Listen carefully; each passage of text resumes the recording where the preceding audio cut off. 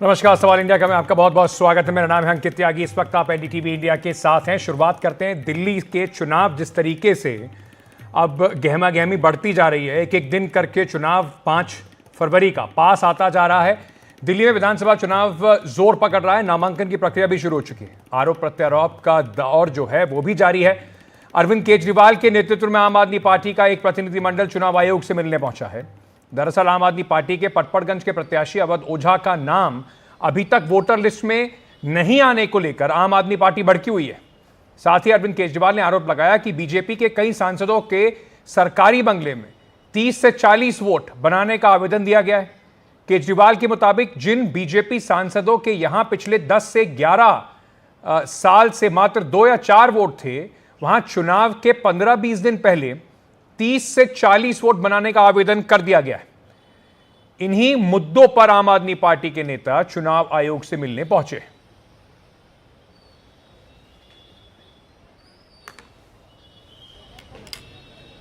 कई इनके बीजेपी की एमपीज के घर से 30-30, 40-40, 20-20 वोट, नए वोट बनने के लिए एप्लीकेशंस गई हुई हैं।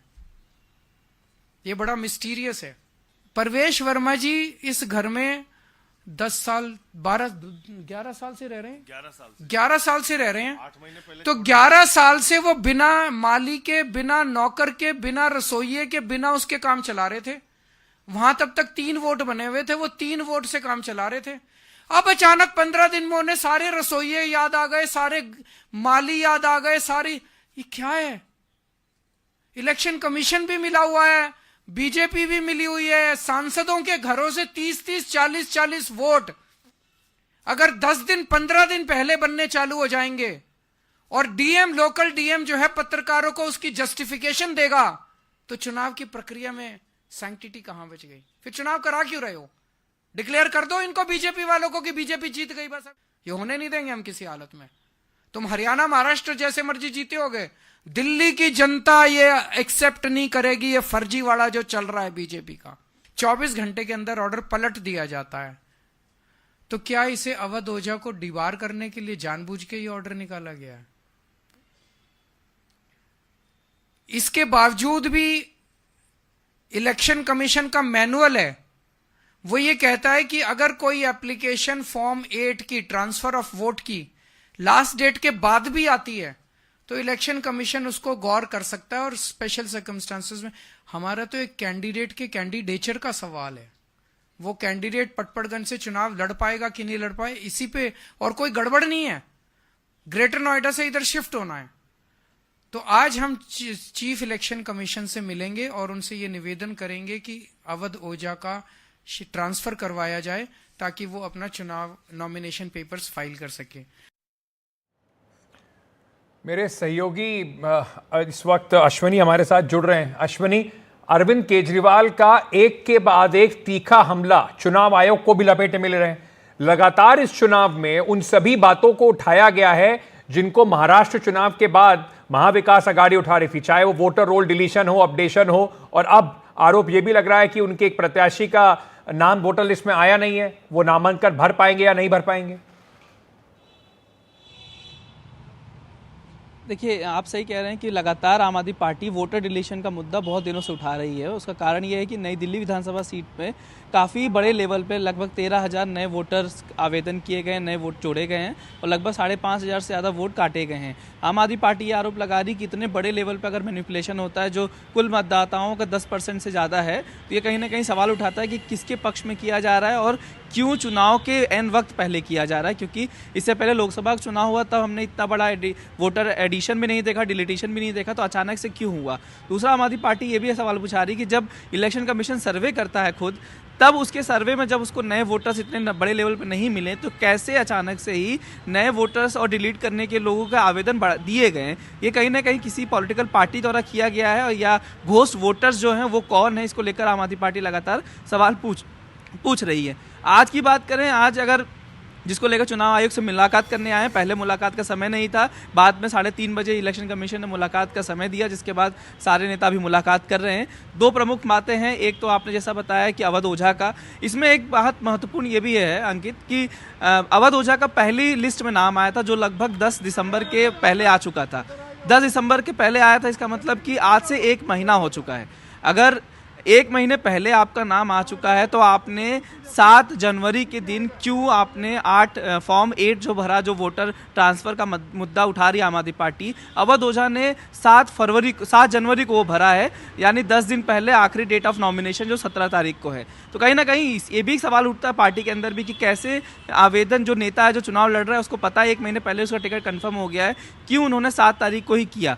और सवाल ये है इलेक्शन कमीशन के जरिए भी कि हमेशा से हर चुनाव में आखिरी डेट के नॉमिनेशन से 10 दिन पहले यानी 7 तारीख को लास्ट डेट तक आप कर सकते हैं, लेकिन इस बार चुनाव आयोग ने 6 तारीख को ही वो डेट खत्म कर दी। चुनाव आयोग की तरफ से ये कहना है कि 6 तारीख को इसलिए किया गया क्योंकि 6 तारीख को इस बार फाइनल इलेक्टोरल रोल पब्लिश हुआ है, जिसके बाद से हमने ये बताया कि हमारे दिल्ली में इतने करोड़ मतदाता हैं, 1.55 करोड़। तो उन्होंने कहा कि 6 तारीख को इलेक्टोरल रोल बन के पब्लिश हो चुका था, इसलिए उसके बाद तारीख को नहीं जोड़ा गया, इसलिए 7 तारीख को मॉडिफाई करके 6 जनवरी आखिरी डेट कर दी गई थी। एक बड़ा इशू है। और सेकंड वोटर डिलीशन वाला मुद्दा इसलिए बड़ा हो जाता है क्योंकि देखिए सांसद और गृह मंत्रियों के घर पे, सॉरी माफ करिए, गृह मंत्री मंत्रियों के घर पे अगर नए वोटर्स जोड़े जाते हैं वो भी 20-20, 25-25, तो ये कहीं ना कहीं सवाल खड़ा करता है कि ये लोग हैं कौन। और खासकर इसलिए क्योंकि सारे के सारे नई दिल्ली के इलाके में रहते हैं और नई दिल्ली का इसलिए प्रेस्टिजियस सीट बन गई है क्योंकि अरविंद केजरीवाल और प्रवेश वर्मा वहाँ से चुनाव लड़ रहे हैं। बहुत बहुत शुक्रिया हमारे साथ जुड़ने के लिए। बहुत इन सब जानकारियों के साथ आगे बढ़ते हैं और बात करते हैं दिल्ली की मुख्यमंत्री आतिशी आज अपना नामांकन नहीं भर पाई। नामांकन के लिए 3 बजे के पहले उन्हें डीएम ऑफिस के अंदर जाना होता है, लेकिन आतिशी तब तक वहां पहुंच ही नहीं सकी। अब वो कल एक बार फिर से अपना जो नामांकन है उसकी प्रक्रिया को दोहराएंगी। अतुल रंजन हमारे सहयोगी इस वक्त हमारे साथ जुड़ रहे हैं। अतुल, मुख्यमंत्री समय से नहीं पहुंच पाई? जी बिल्कुल, ये काफ़ी आश्चर्यजनक है क्योंकि अगर आप देखिए बात करें तो शुक्रवार से ही जो नामांकन की प्रक्रिया है वो शुरू हो गई थी और शनिवार रविवार तो जाहिर सी बात है छुट्टी का दिन है और आज सोमवार का दिन जो है अगर एक तरह से कहें तो तमाम जो प्रमुख पार्टियां हैं उनमें जो दिग्गज नेता है उनमें सबसे पहला नाम अगर कोई सामने आया था जो नॉमिनेशन करने के लिए आगे बढ़ा था वो आतिशी थी, जो दिल्ली की मुख्यमंत्री हैं और कालका जी की जो विधायक हैं, वो जो आज नामांकन भरने वाली थी वो नहीं कर पाई क्योंकि वो देर हो गई। मैं इस वक्त गोविंदपुरी के इलाके में हूँ जहाँ से उनका काफिला जो है जो रोड शो का वो गुजर रहा था और तकरीबन 3:15 पर आखिरी बार जो है वो यहीं पर मौजूद थी, जबकि उन्हें 3 बजे से पहले जो है रिटर्निंग ऑफिसर के कार्यालय के अंदर होना था जो कि नहीं हो पाया। उसके बाद जब उन्हें रियलाइज़ हुआ कि वो काफ़ी इस प्रक्रिया में काफ़ी देर हो चुकी है तो उसके बाद वो रोड शो से उतर कर वो चली गई। बता दूं कि आज उनका प्रोग्राम था वो तकरीबन 11:15 बजे वो कालका जी मंदिर पहुंची थी जहां उन्होंने कालका देवी का आशीर्वाद लिया। उसके बाद तकरीबन 12:15 बजे वो गुरुद्वारा गिरी नानक पहुंचे जहां पर उन्होंने मत्था टेका और अरदास किया। बने रहिए और उसके हमारे बाद एक साथ। पूरा रोड शो शुरू हुआ था। अरविंद केजरीवाल इलेक्शन कमीशन से मिलकर बाहर आ गए, जरा क्या कह रहे हैं सुन लेते हैं। हमने चुनाव आयोग को बताया कि किस तरह से नई दिल्ली विधानसभा में बीजेपी के एमपीज़ के यहाँ एक एमपी के यहाँ 30-30, 40-40 वोट बनने के लिए पिछले 15-20 दिन में एप्लीकेशंस डाली गई हैं। तो उन्होंने पूरा आश्वासन दिया है कि किसी भी हालत में कोई भी एक भी गलत वोट बनने नहीं दिया जाएगा और इसकी एक वोट की बहुत डीप इंक्वायरी करके ही कोई भी एक्शन लिया जाएगा। और तीसरा था कि खुलेआम नई दिल्ली विधानसभा के अंदर उनका कैंडिडेट जो है वो चादरें बांट रहा है। कल किदवई नगर में चादरें बटी है, एक कॉलोनी के अंदर जूते बांटे गए हैं, एक और कॉलोनी में जैकेट्स बांटी गई है, पैसे बांटे गए, चश्मे बांटे जा रहे हैं। तो उन्होंने कहा कि लोकल डीएम की जो रिपोर्ट आई है वो रिपोर्ट ये कहती है कि कुछ नहीं हो रहा है। तो हमने कहा इससे ये साफ जाहिर है कि लोकल डीएम मिला हुआ है और लोकल डीएम मतलब जब खुलेआम चादरें बट रही हैं, चादरों के ट्रक आ रहे हैं, दोपहर के टाइम में चादरें बट रही हैं, पूरी दुनिया को दिखाई दे रहा है लेकिन डीएम को दिखाई नहीं दे रहा है। इससे ये साफ जाहिर है कि डीएम मिला हुआ। हमने आज फिर से रिक्वेस्ट की कि डीएम को सस्पेंड किया जाए और उसके खिलाफ सख्त एक्शन लिया जाए और ये सब गैर कानूनी एक्टिविटीज़ बंद की जाए। इसमें भी चुनाव आयोग ने हमें आश्वस्त किया है कि ये सब एक्टिविटीज़ बंद की जाएंगी। तो हम चुनाव आयोग का उनके रिस्पांस का बहुत बहुत शुक्रिया अदा करते हैं। Thank you.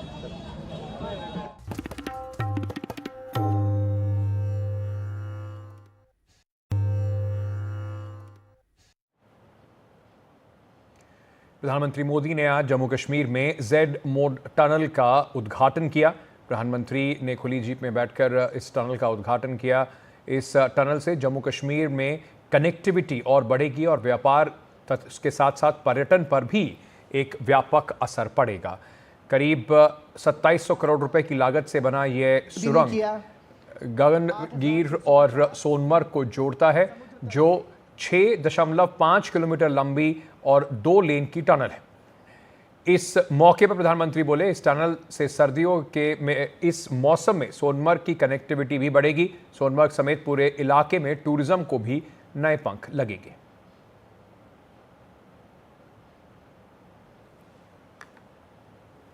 बड़ी सौगात लेकर आपकी एक सेवक के रूप में आपके बीच आया।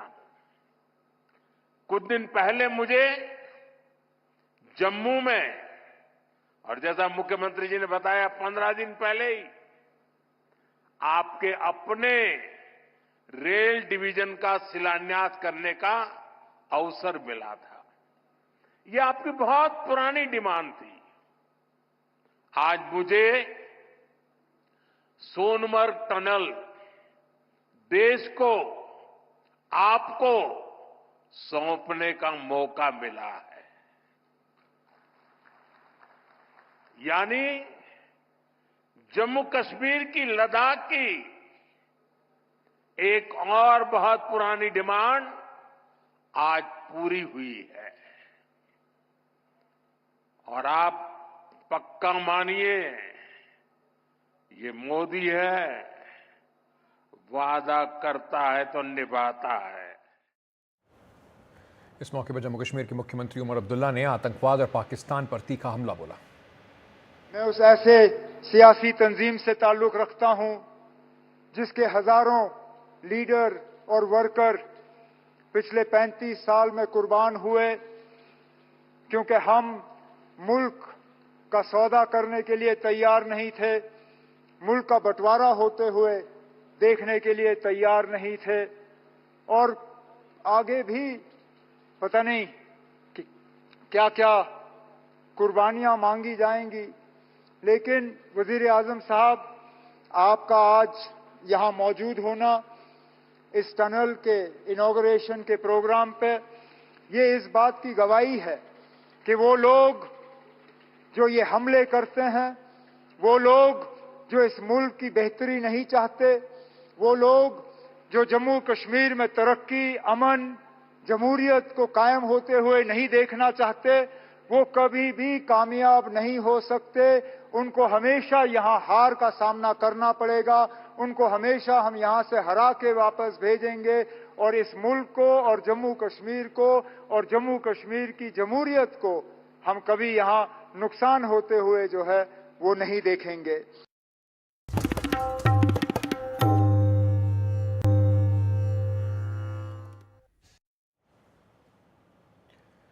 हफ्ते के पहले कारोबारी दिन यानी कि आज सेंसेक्स 1048 अंक की गिरावट के साथ 76,330 पर बंद हुआ। निफ्टी में भी 345 अंकों की गिरावट देखी गई। ये 23,085 के स्तर पर बंद हुआ। दरअसल खराब ग्लोबल संकेतों के बाद बाजार बड़ी गिरावट के साथ खुले। दिन भर बिकवाली भी जारी रही। इसके चलते ये मार्केट में गिरावट देखने को मिली और करीब 14 लाख करोड़ का मार्केट कैप साफ हो गया। दूसरी ओर आज रुपया भी रिकॉर्ड ऑल टाइम लो पर आ गिरा। रुपया 27 पैसे गिरकर 86.31 के रिकॉर्ड निचले स्तर पर पहुंचा। दरअसल अमेरिकी डॉलर का भाव 2 साल के उच्चतम स्तर पर पहुंच गया है। इसमें भारत समेत दुनिया भर की करेंसी में तेज गिरावट देखने को मिल रही है।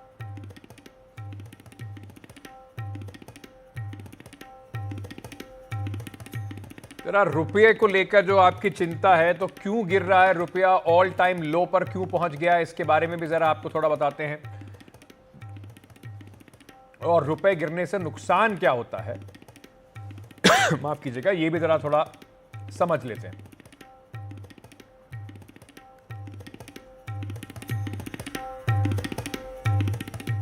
चलिए तो चलते हैं सीधे। हमारे सहयोगी विकास सिन्हा इस वक्त हमारे साथ जुड़ रहे हैं, एनडीटीवी प्रॉफिट के हमारे सहयोगी हैं। हमारे साथ मिताली निकोरे भी जुड़ेंगी, अर्थशास्त्री हैं। बहुत बहुत शुक्रिया आप दोनों का हमारे साथ जुड़ने के लिए। विकास, सबसे पहले मैं आपसे समझना चाहूँगा कि क्या हो रहा है शेयर मार्केट में ऐसा कि लगातार हम पिछले कुछ दिनों से शेयर मार्केट का जो मूड है वो लगातार गिरता हुआ ही देख रहे हैं। देखिए, ये जो गिरावट है शेयर बाजार की, ये इंपोर्टेड गिरावट है। अब मैं ये इसको क्यों कह रहा हूँ उसको एक्सप्लेन करता हूँ। यूएस की वजह से हम सबसे ज़्यादा इस वक्त गिर रहे हैं। यूएस ने जो चीज़ें की हुई हैं उसकी वजह से हम गिर रहे हैं। अब यूएस में उम्मीद थी कि रेट कट होगा, फेड रेट कट करेगा, लेकिन फेड के रेट कट करने की उम्मीद जो है वो कम हो गई तब जब वहाँ का जो अनएम्प्लॉयमेंट का डेटा आया वो काफ़ी जो है वो उत्साहवर्धक था। वहाँ पे बेरोज़गारी जो है वो काफ़ी घटी है। अब बेरोज़गारी घटने का इम्पैक्ट ये हुआ कि जो रेट कट की उम्मीद थी वो रेट कट की उम्मीद अब नहीं रही है। अब लग रहा है कि वो थोड़ा टल सकता है, जिसकी वजह से अब इंडिया के अलावा जितने मार्केट हैं उन सब पर इम्पैक्ट पड़ रहा है कि वहाँ भी लग रहा है कि अब रेट कट नहीं होने की वजह से वहाँ से पैसे निकलेंगे। जो विदेशी निवेशक हैं वो पैसे निकालेंगे और वो यूएस के मार्केट में शिफ्ट करेंगे पैसे, क्योंकि वो उनके लिए वो सेफ हेवन है। वहाँ पे उनको रिटर्न अच्छे मिलेंगे रेट कट अगर नहीं होता है तो उसकी वजह से एक तो FIIs की सेलिंग चल रही थी, दूसरी जो जियोपॉलिटिकल टेंशंस तमाम चल रही हैं वो तो इम्पैक्ट कर ही रही हैं। तीसरा ये हुआ कि क्रूड का जो प्राइस है वो लगातार बढ़ता जा रहा है। अभी अगर आप देखेंगे तो $80 के भी पार निकल गया है क्रूड। तो ये 3 फैक्टर्स तो थे ही। रुपए की कमज़ोरी आप देख ही रहे हैं। तो ये सारी चीज़ें ओवरऑल मिलकर सम अप हो गई हैं और उसने पूरे शेयर बाज़ार को आज जो है वो नीचे की तरफ पुल किया। आज का मार्केट काफ़ी कमज़ोर था। अगर आप mid cap small cap share देखेंगे तो 4-4.5% की कमज़ोरी वहाँ के इंडेक्स में देखने को मिली है। सेंसेक्स निफ्टी 1.5% टूटे ही हैं। और जैसा आपने बताया कि मार्केट कैप के लिहाज से अगर देखें तो 14 लाख करोड़ रुपए निवेशकों के आज के बाज़ार में साफ हो गए हैं।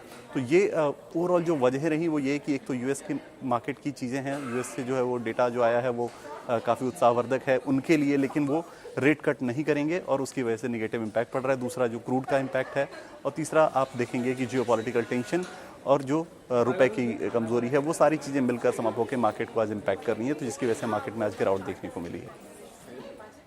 ठीक है, विकास बने रहिएगा हमारे साथ। ज़रा ये भी समझने की कोशिश करते हैं मिताली, क्या आगे भी इसी तरीके के संकेत हैं? मतलब क्या कुछ उम्मीद है कि थोड़ा मार्केट में थोड़ा उछाल आएगा या इसी तरीके का कुछ दिनों तक मार्केट में रहने के संकेत हैं? जी, first of all thank you मुझे इस शो में इंक्लूड करने के लिए। मुझे ये लगता है कि इंडिया के जो अपने इंडिकेटर्स हैं, इंडिया की जो अपनी इकोनॉमी है, इसका भी एक बहुत बड़ा रोल है आज जो हम इन यूएस डॉलर का एक्सचेंज रेट देख रहे हैं उसमें। क्योंकि अगर हमने देखा पिछले 2 हफ्ते में ही इंडिया का जीडीपी डेटा आया है जिसमें 6.4% यानी कि 6.4% की ग्रोथ रेट का प्रोजेक्शन आया है इस साल के लिए। तो इससे भी एक मार्केट सेंटिमेंट पे असर पड़ता है और हम ये देख रहे हैं कि बहुत ही बड़ा अमाउंट, मतलब हजारों करोड़ इंडिया की स्टॉक मार्केट से, इक्विटी मार्केट से बाहर निकाले गए हैं। फॉरेन इंस्टीट्यूशनल इन्वेस्टर्स ने उन्हें जाकर और मार्केट्स में पार्क करा है, स्पेशली यूएस में, जैसे आपके दूसरे कमेंटेटर भी बता रहे थे। तो इसलिए, बट ये क्यों हो रहा है? वो इसलिए हो रहा है क्योंकि एक एक्सपेक्टेशन बन गया है मार्केट में कि इंडिया की जो ग्रोथ है वो स्लो डाउन हो रही है, इंडिया में अब ग्रोथ उतनी पेस पर नहीं होगी। तो मुझे ये लगता है कि जब तक इंडियन गवर्नमेंट की तरफ से कुछ इन्वेस्टमेंट की अनाउंसमेंट्स नहीं आती हैं, जो कि मुझे लगता है बजट के टाइम पर आएंगी, और अभी एक मतलब 2-3 हफ्ते ही बचे हैं बजट के आने के, तो उससे मार्केट का सेंटिमेंट थोड़ा सा चेंज होगा। लेकिन तब तक हम ये डेफिनेटली देखेंगे कि 2-3 हफ्ते हमारे लिए कुछ थोड़े मुश्किल हफ्ते होने वाले हैं। 2-3 हफ्ते मुश्किल होने वाले हैं अगर इसको अगर आप देखें तो। लेकिन विकास, ये जो जिस तरह की अभी बताया जा रहा है कि देखिए बाहर का भी असर है, अपनी खुद की इकोनॉमी का भी असर है, जो इन्वेस्टर्स हैं, जो इंस्टीट्यूशनल इन्वेस्टर नहीं हैं, जो प्राइवेट इन्वेस्टर है जिसने अभी अभी मार्केट में पैसा लगाना शुरू करा है, उसको क्या चिंता की बात है? उसको क्या करना चाहिए इस वक्त? देखिए, हमने तमाम एक्सपर्ट से बात की इस दौरान, जब गिरावट लगातार चल रही थी तो हमने तमाम एक्सपर्ट से बात की। उनका कहना यही है कि गिरावट शेयर बाजार का एक हिस्सा है। शेयर बाजार हमेशा ऊपर नीचे की तरफ चलता रहता है, तो उससे बहुत ज़्यादा घबराने की ज़रूरत नहीं अगर आपने अच्छे फंडामेंटल वाले शेयरों में इन्वेस्ट किया है। तो अभी हमने पीछे तमाम इन्वेस्टर्स से बात की, तमाम जो बड़े निवेशक हैं, उसमें हमने आउटलुक की एक सीरीज़ भी चलाई थी जिसके अंदर हमने करीब 10 बड़े इन्वेस्टर्स से बात की और उन सबका एक मत में यही कहना था कि अगर आपने अच्छे फंडामेंटल्स चुने हैं, अच्छे फंडामेंटल्स देखकर इन्वेस्ट किया है, आपको लगता है कि कंपनी की ग्रोथ अच्छी है, तो आपको घबराने की ज़रूरत नहीं है, उनका यही कहना था।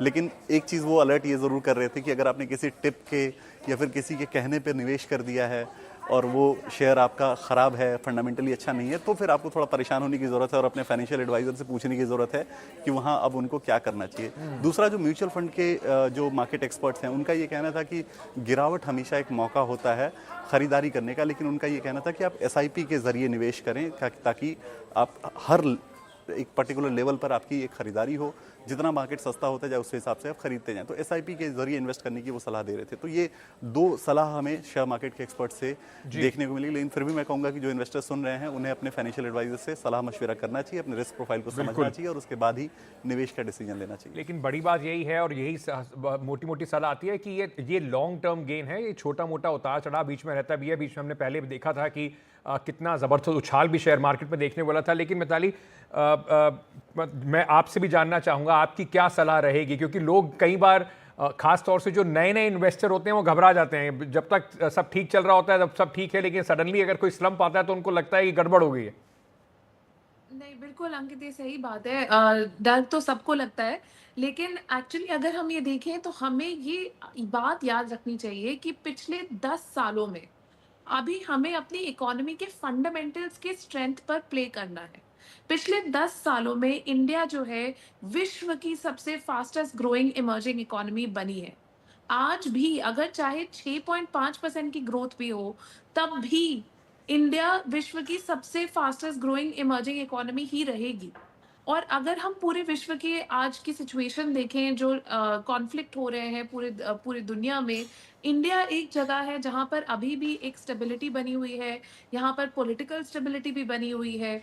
और हम अगर ये भी देखें तो नई इन्वेस्टमेंट भी आ रही है, मैन्युफैक्चरिंग सेक्टर में भी प्राइवेट इन्वेस्टमेंट आ रही है, और हमारी कंजम्पशन भी एक्चुअली अच्छा ही कर रही है। मतलब नियरली 7% तो हमारी कंजम्पशन में भी इंक्रीज हुआ है पिछले 2 सालों में। जी। तो ऐसा नहीं है कि इंडियन इकोनॉमी कहीं स्लो डाउन हो रही है। हाँ, चाहे 10% पर नहीं बढ़ रही है, लेकिन 6% पर तो बढ़ ही रही है। तो हमारे रिटर्न्स आएंगे, लेकिन हमें थोड़ा सा पेशेंटली इसमें इन्वेस्ट करके आगे चलना है। विकास, जो डॉलर की अगर हम खास तौर पे बात करें तो जो डॉलर है उसका जिस तरीके से हम लगातार देख रहे हैं, अभी रिकॉर्ड मंदी पर डॉलर दिखाई पड़ रहा है, 86.31 पर बंद हुआ है। उसका असर जो है वो लोगों पे किस तरीके से पड़ेगा?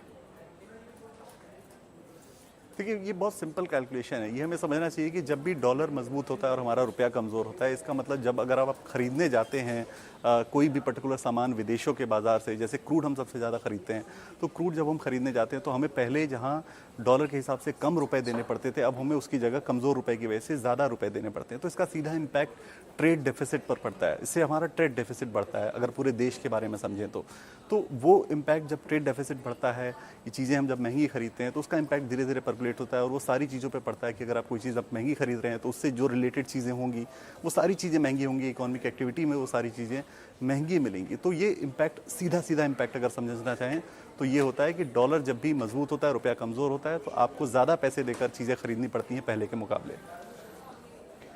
ठीक है मिताली जी, मैं आपसे भी ये समझना चाहूँगा कि क्या उम्मीद लगाई जाए कि डॉलर का थोड़ा रुपया जो है वो मजबूती दिखाएगा, कुछ दिनों में ये बेहतर होगा, या अभी भी एक डाउनवर्ड ट्रेंड देखने को मिलने जारी रहेगा? तो अगर हम ये एक बात समझे, विकास ने एक बहुत सही बात कही कि हाँ, हमारा ऑयल प्राइसेस का जो हम लोग पेमेंट करते हैं वो डेफिनेटली हमारे लिए ज़्यादा एक्सपेंसिव हो जाता है। लेकिन जब ये एक्सचेंज रेट गिरता है, मतलब कि हमें ज़्यादा रुपए देने पड़ते हैं $1 के लिए, तो हमारे एक्सपोर्ट्स जो हैं वो ग्लोबल मार्केट में और सस्ते हो जाते हैं। तो जैसे अगर आप कोई स्टील एक्सपोर्ट कर रहे हैं, आप सीमेंट एक्सपोर्ट कर रहे हैं, आप खाने के पदार्थ एक्सपोर्ट कर रहे हैं, वो सारे पूरे ग्लोबल मार्केट में और सस्ते हो जाते हैं, जो भी हमसे डॉलर दे के खरीद रहा है। तो हम ये डेफिनेटली देखते हैं एक इम्पैक्ट और आता है कि हमारे एक्सपोर्ट बढ़ जाए। और अगर हम लास्ट 1 साल का डेटा देखें तो हमने ये देखा है कि हमारे एक्सपोर्ट्स 6% बढ़े हैं, लेकिन इंपोर्ट्स 2% गिरे हैं, यानी कि नेट एक्सपोर्ट्स 8% बढ़े हैं। तो एक्चुअली इस एक्सचेंज रेट के वर्सन होने का फायदा ही हो रहा है इंडिया को। मतलब इस एक्सचेंज रेट का हमें एक्चुअली नेट बहुत फायदा हो रहा है, हमारे एक्सपोर्ट बढ़ रहे हैं। तो मुझे ये लगता है कि अभी आरबीआई को मॉनेटरी मार्केट्स में इंटरवेंशन करने की जरूरत नहीं है। अगर हम इस एक्सचेंज रेट को नेचुरली चलने जाएं तो हम ये देख सकते हैं कि 86-87 के लेवल पर ये शायद स्टेबल हो जाए। बिकॉज आरबीआई जो है वो अभी भी ग्लोबल मार्केट्स में रुपीस बेच रहे हैं ताकि ये एक्सचेंज रेट एक तरह से एक लाइन पे चलता रहे। तो इस नेक्स्ट 3 महीने में आरबीआई को ये थोड़ा करना पड़ेगा, लेकिन ऐसा नहीं है कि हमें इसको नेसेसरीली 80 पे लाना है या 75 पे लाना है, क्योंकि एक्चुअली ये रेट हमारे लिए फायदेमंद भी है। सही बात है। और भारत में रेमिटेंसेस बहुत आती हैं, तो अगर आपका कोई रिश्तेदार अगर बाहर रहते हैं तो आपके लिए कम से कम ये एक बेहतर एक्सचेंज रेट जो है वो आपको मिलेगा अगर वहाँ से आपके पास डॉलर्स आ रहे हैं। तो आप दोनों का बहुत बहुत शुक्रिया हमारे साथ जुड़ने के लिए, दर्शकों को ये महत्वपूर्ण जानकारी देने के लिए, क्योंकि कुल मिलाकर अगर देखें तो रुपए जो है वो गिर ज़रूर रहा है। उसका एक तरीका, एक समझना एक का तरीका ये है कि इससे भारत के लिए जैसे कच्चा तेल खरीदना महंगा हो जाएगा और उसका असर बाकी चीज़ों पे भी पड़ेगा, लेकिन कुल मिलाकर जैसे हमें मिताली बता रही थी कि हमारे जो एक्सपोर्ट्स हैं वो बढ़ रहे हैं, तो उसका फ़ायदा देश की अर्थव्यवस्था को ज़रूर मिलेगा।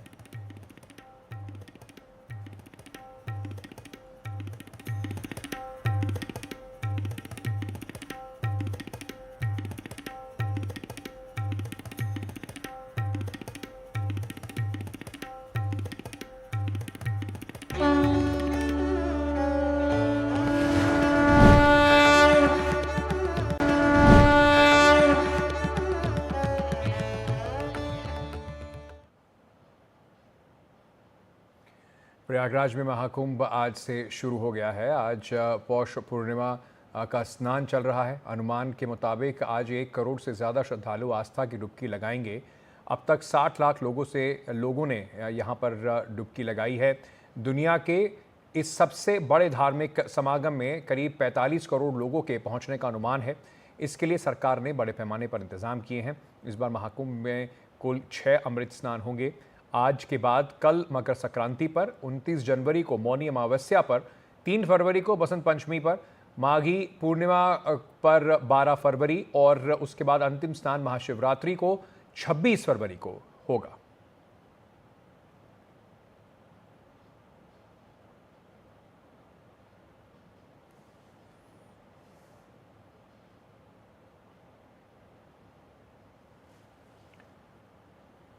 महाकुंभ में 3 साल के संत श्रवण पुरी भी आए हुए हैं। उनके गुरु भाई से बातचीत की हमारी सहयोगी सिकता देव ने। हम इस वक्त प्रयागराज के कुंभ मेले के जूना अखाड़े में हैं और जूना अखाड़े में खिलौनों का क्या काम, ये समझने की अब कोशिश करते हैं। हमारे साथ शिवपुरी जी हैं और उनके गुरु भाई श्रवणपुरी जी। इनकी उम्र कितनी है शिवपुरी जी? अभी 3 साल जी। 3 साल। और अब माता पिता से अलग अब आप लोगों के साथ है? हमारे साथ ही रहता है ये, हमारे साथ ही खाता, हमारे साथ ही सोता है। शाम को हम जैसे आरसी पूजा करता वो भी ऐसे ही अभी सीखने लग रहा है। आप बात करेंगे श्रवणपुरी जी हमसे? ओम नमो नारायण बोल दो। कैसे कैसे हो आप? इनको आप कैसे हो? कहते मैं ठीक हूँ। आप ठीक हो? आपने क्या मंत्र सीखा है? ओम नमः शिवाय बोल दे। और हनुमान चालीसा आवे थे ना, बोलिए।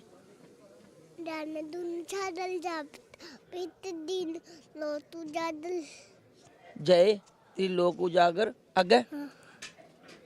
बोल बोल बोल।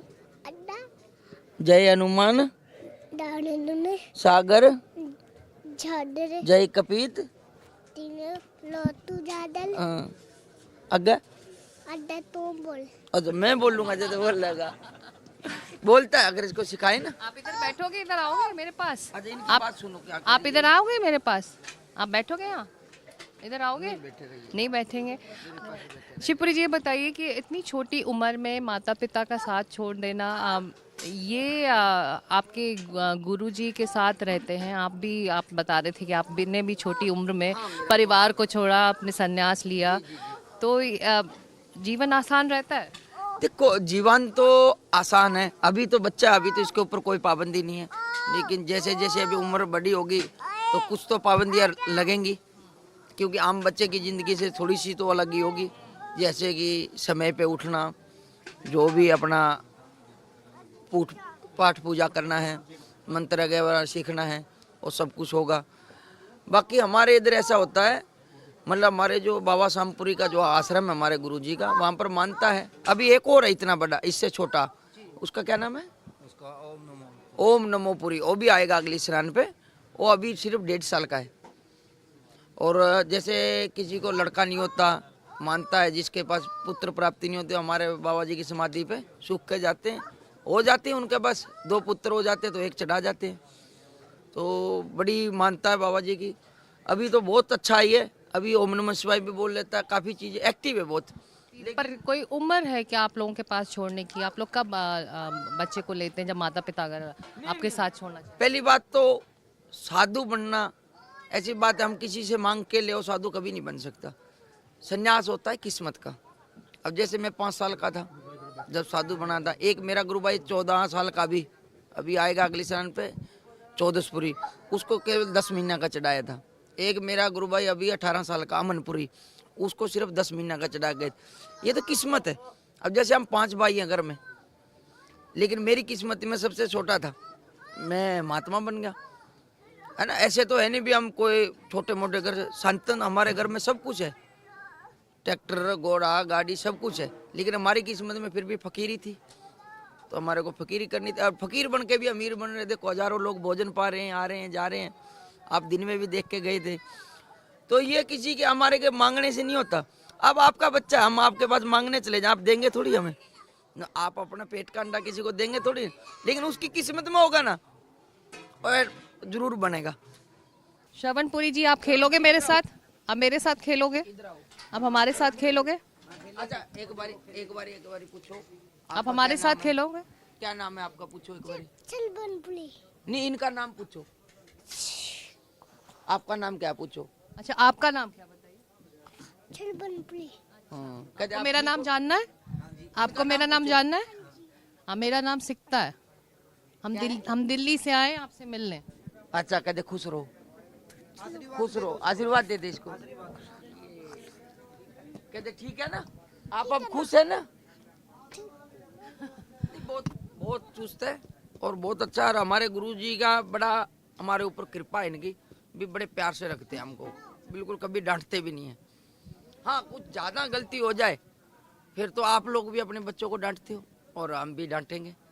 परिवार की तरह सभी रहते हैं बच्चे, और आप कह रहे हैं कि उसी तरह से अनुशासन, जैसे परिवार का अनुशासन होता है, वैसे ही इस आश्रम में बच्चों को रखने के लिए अनुशासन होता है जब वो संन्यास ले लेते हैं। और श्रवणपुरी जी जो सिर्फ 3 साल के हैं, यहाँ कुंभ मेले में आए हैं अपने गुरु के साथ, अपने गुरु भाइयों के साथ यहाँ पर रहेंगे 1 महीना, और बाकी साधु संतों की तरह यहाँ भी आध्यात्म और धर्म की जब चर्चा होगी तो उसके गवाह भी वो बनेंगे। यही है महाकुंभ के अलग अलग रंग जो आपको मिल रहे हैं सीधे एनडीटीवी इंडिया पर। ये कवरेज लगातार जारी रहेगी। कैमरामैन अशोक महाले के साथ प्रयागराज से सिकता देव, एनडीटीवी इंडिया। वहीं अहमदाबाद में चल रहे अंतर्राष्ट्रीय पतंग महोत्सव के दूसरे दिन भी आसमान पतंगों से भरा रहा। देश विदेश से आए पतंगबाज दिखाते रहे अपना कौशल। उन्होंने बताई अपनी पतंग की खासियत भी।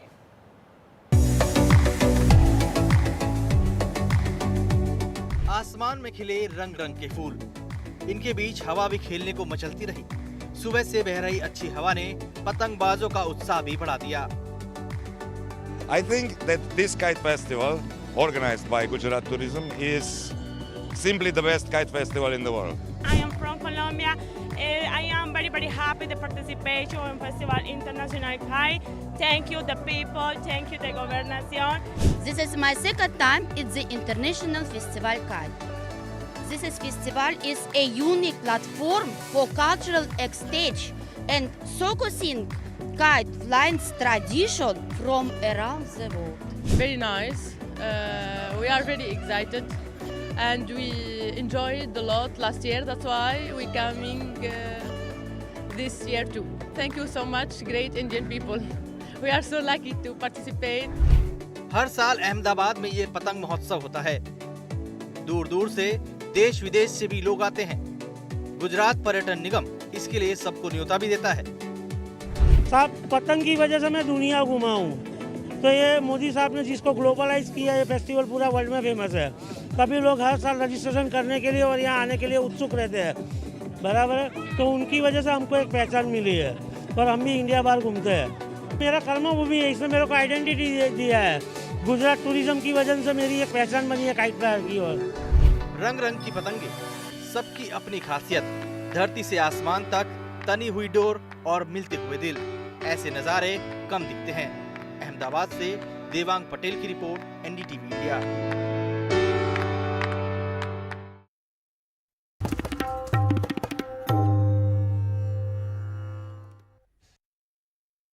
पब्लिक ओपिनियन जानने के लिए हम यहाँ पर मौजूद हैं नई दिल्ली विधानसभा सीट में।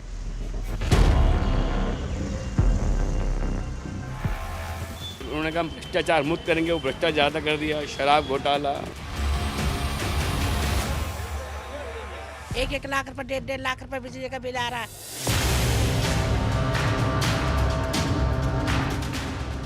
इस बार माहौल पलटने वाला है, इस बार नहीं आएगी आम आदमी पार्टी भी।